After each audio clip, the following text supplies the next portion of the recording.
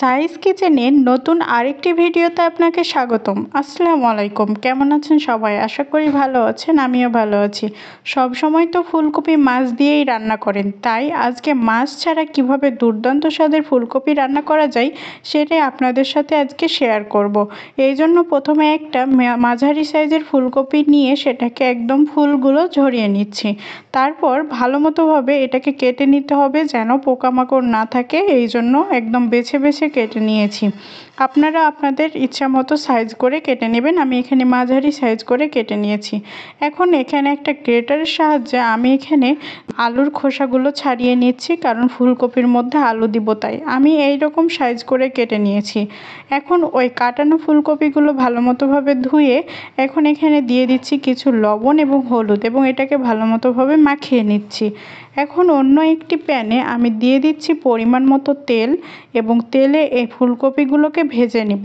এভাবে রান্না করলে ফুলকপির মধ্যে যে একটা গন্ধ থাকে সেটা থাকে না। আর হলুদ দিয়ে ফুলকপিটা ভাজলে রান্নার পর কালারটা অনেক সুন্দর আসে, ফ্যাকাশে কালার হয় না। এই জন্য ভালো মতোভাবে ব্রাউন কালার যখন হয়ে আসবে তখন এটাকে ভেজে নিয়েছি।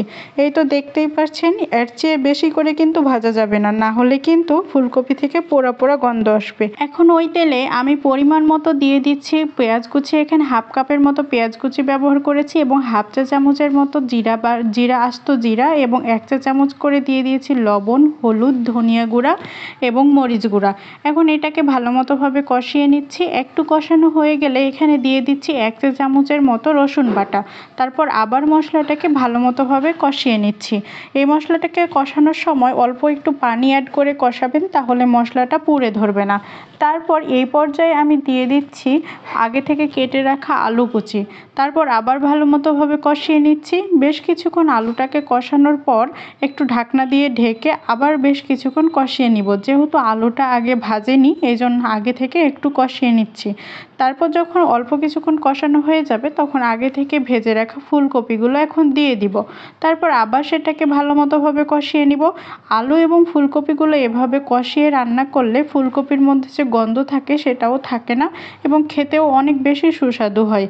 ঢাকনা দিয়ে ঢেকে ঢেকে আমি এই ফুলকপিগুলোকে বেশ কিছুক্ষণ কষিয়ে নিব, এবং অবশ্য অল্প পানি অ্যাড করে করে কষাবেন, তাহলে দেখবেন পুড়ে ধরবে না।